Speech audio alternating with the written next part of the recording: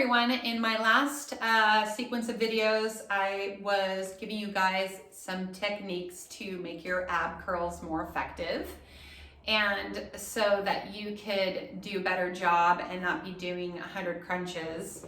I think that it's important to do them well, and form's important so that you can get the best out of them. Now we're going to be adding rotation with our ab curls, and I find that this can be a little bit even more challenging than the regular ab curl coming up because it involves more pieces. And I want to talk about what those are. First of all, shoulders and your spine. So in order to get really good rotation, we have to incorporate the movement of the shoulders. So just as if you were just turning around, your shoulders are moving. And this is a very mobile joint area, is the shoulders. And what do the shoulders do? They have a lot of different movements. They elevate, they depress, they protract, they retract, and the shoulder blades abduct,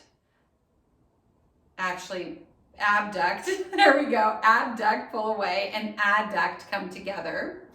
And those elements of the shoulders are very important to any rotation also of the spine. They kind of move together. So we're going to practice some of those techniques so you can feel your shoulders and get more effective in your rotations. Okay. So the first thing we're gonna do is sit tall and take our arms forward, and we're gonna practice some of those shoulder movements. Protraction is bringing the shoulder blades forward into the forward plane. You can see how my hands are reaching forward. And then retraction is pulling back. Lots of times when people retract, they bend their elbows. See if you can just move the shoulder blades without bending the elbows. That can be very challenging. And then we have the elevation, so it's bringing the shoulders up towards your ears. Everybody knows how to do this. And then down and then depressing. And when you feel that they depress, it's almost like they round and pull inward. And then as you come up, you can feel how they sort of round and come up and then back. So they also tend to turn a little bit, those shoulder blades. It's kind of interesting, huh? Okay, and then the other thing, I'm gonna turn a little bit to the side, is that they abduct. So abduct is away. So my shoulder blades are separating on my back. So think of that spine, and the shoulder blades are moving away from that spine. And then you have adduct, where they're pulling into that spine. I like to think of sliding glass doors on the back when I'm thinking about abducting and adducting. Okay, so when we do our rotation, so then we have our trunk rotation, and we have a lot of rotation through our neck, but we have a lot less through our trunk. And the thoracic spine, which is where your rib cage is here, is where the majority of our rotation, our trunk rotation, takes place. And it's about maybe up to 40 degrees, very different from the neck, which is 180.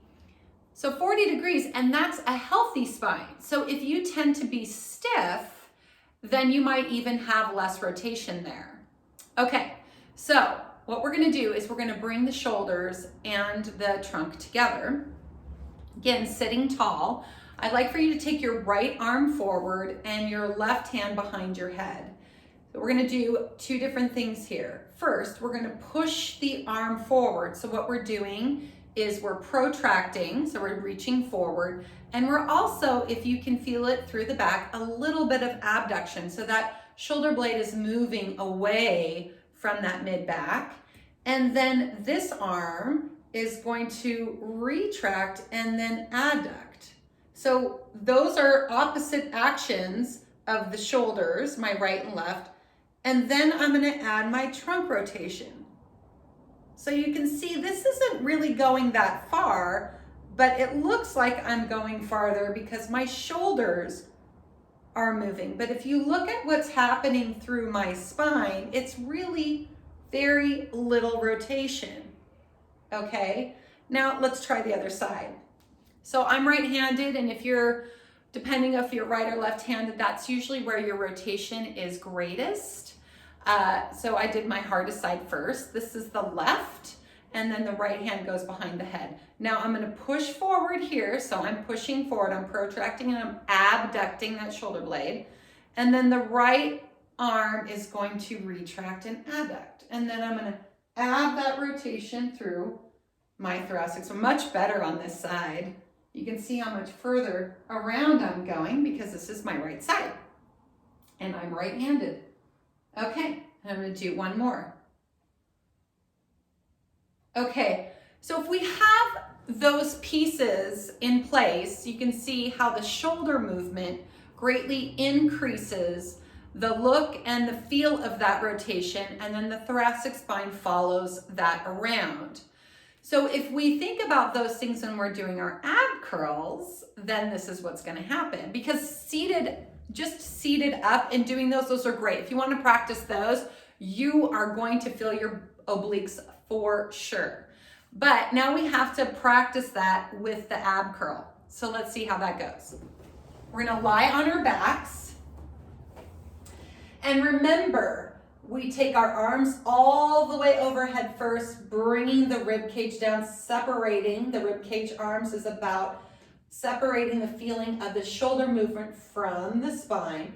Slide the hands behind our head, elbows in our periphery. Okay, so ab curl, remember those. Let your head rest in the hands, let your chin drop down. Go ahead and curl yourself up, gaze down. So I'm gonna rotate right first so you can see that. The left shoulder is going to protract and abduct, or the left shoulder, excuse me. The right is gonna come back, so retract and adduct. And then I follow through with my spine. And then I'm gonna come back to center. Then I'm gonna do the other side. Right shoulder blade, protract and abduct, left shoulder blade comes in towards that mid-back and back, and then I follow through, and then I come back to center. Let's try that one more each side. Right shoulder goes back, left shoulder goes forward, right? And then come back to center, and then we do the opposite, following through it with our turn thoracically, and then coming down, and then gently resting. Okay, so I just did, I don't know, that was 4. And you can really, really feel it. I think what happens is people get down on their backs and they wanna roll around a lot here. And that's not really doing anything. Especially if you do these well, you won't need to do a lot. You will definitely feel it. And the more that you can practice that mobility through the shoulders, it will help get your rotations more fluid. So I would practice those and see how it goes for you. I'd love to get your comments. And then the next one, I'm gonna give you some more pointers on how to do these well. And we're gonna talk a little bit about what happens through their lower trunk. So I hope this was helpful. Stay safe and healthy at home, and we'll see you again soon. Bye.